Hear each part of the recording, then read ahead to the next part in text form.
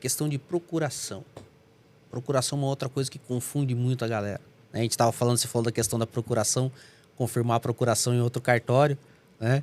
E aí, quais os tipos de procuração que tem ali que são mais comuns, né? Vamos falar dentro da mais comum, porque deve ter centenas delas, né?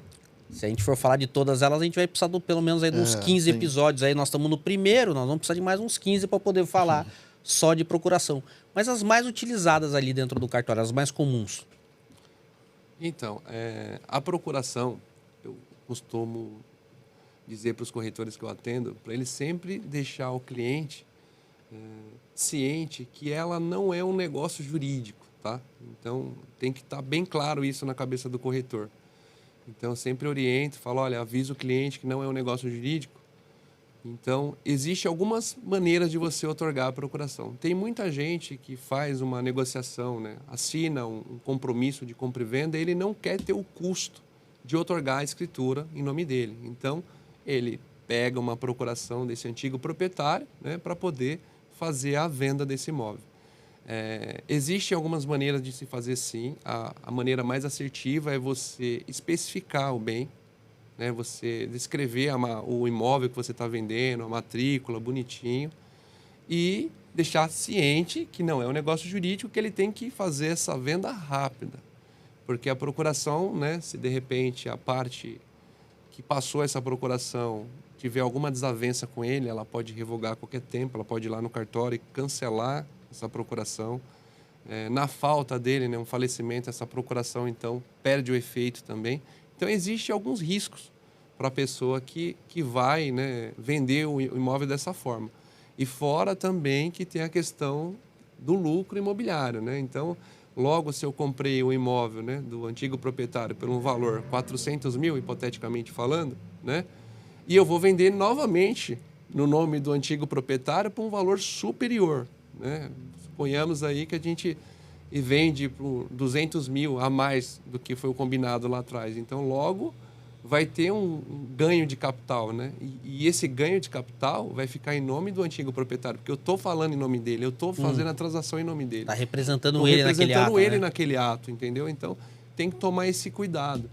E existe a modalidade de procuração também, às vezes a pessoa não, né, pegou aquele bem e financeiramente não consegue colocar no nome, né? Então, é possível fazer uma procuração, né, Niva, que a gente pode colocar o artigo 117 do Código Civil, que ele pode agir consigo mesmo. Então, ele pega só um respiro, vamos dizer assim, né? E daqui uns 6 meses ele outorga a escritura em nome dele, sem precisar que o vendedor da época compareça no cartório para poder assinar. Ele já consegue. E tratando da procuração, é aquilo, se a gente for ficar aqui, tem bastante assunto com relação à procuração. E tem uma outra questão também para banco. A procuração que às vezes é feita no cartório, para o banco tem que ser específica, principalmente, né, Niva, se tratando da Caixa Econômica Federal. A Caixa Econômica Federal, ela exige uma procuração específica deles. Então, às vezes, que você faz uma procuração comum, né, no cartório, sem utilizar o modelo... Dando amplos poderes para a pessoa ali. Não é aceita lá. Então, o cliente pode ter problema. Então, é importante o corretor também entender, né, qual que é a necessidade, se vai ser uma venda à vista, se vai ser financiada.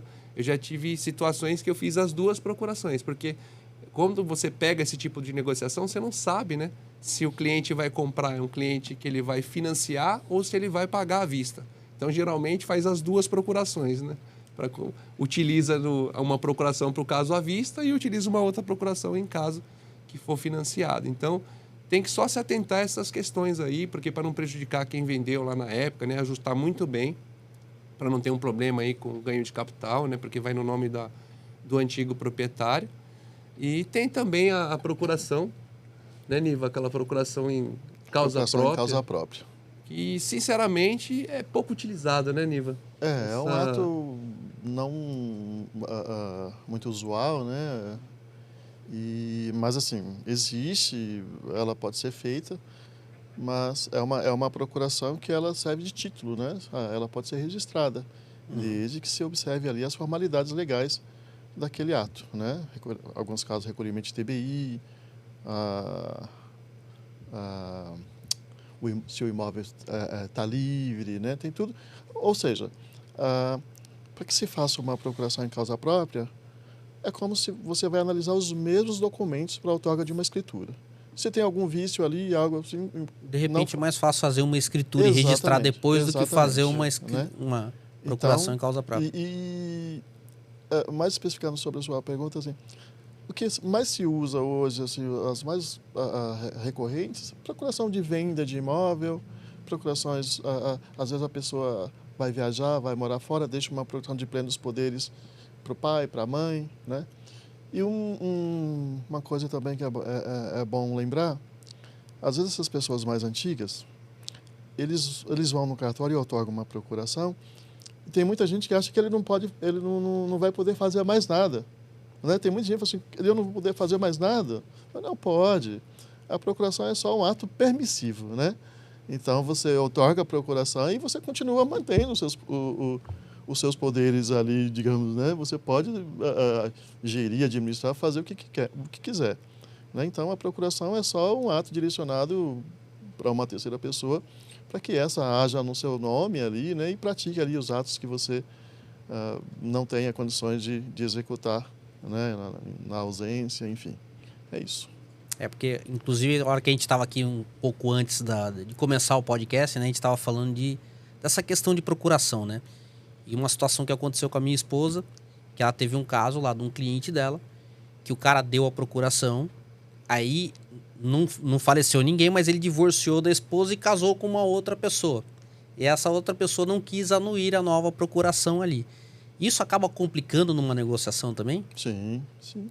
Porque se não tem ali a anuência do novo cônjuge, vamos colocar, né, ali. Da nova esposa ali, você tem que pedir um suprimento judicial, né, para suprir ali a assinatura dela. Né? Se casou em regime com comunhão parcial de bens ou universal, tem que ter assinatura. Separação total, aí não há necessidade. Conclusão, a procuração ela é boa, ela ajuda, mas também tem que ficar atento em alguns detalhes para não prejudicar uma negociação. Sim, né? Exatamente. Exato. E alguma coisa mais, Wellington?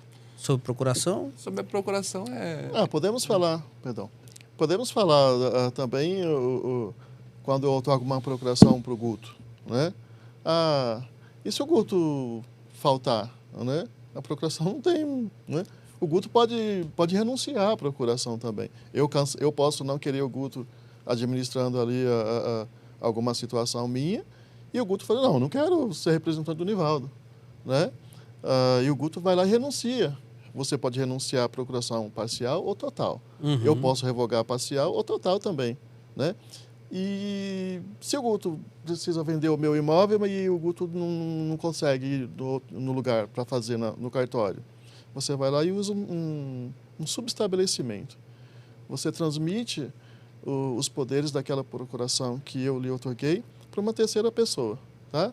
Você pode subestabelecer total ou parcial, com reserva ou sem reserva. O que é com e sem reserva? Se você subestabelece uma procuração minha com reserva, você transmite os poderes para um terceiro e continua administrando os poderes que eu lhe outorguei. Uhum. Se você outorgar sem reserva, você transmite os poderes, né, para uma terceira pessoa e você sai da jogada. Você não pode mais administrar aqueles poderes ali. Tá? Então, são os subestabelecimentos, que pode ser total, parcial, com ou sem reserva. Tá? Isso é bom saber também. Deixar bem claro.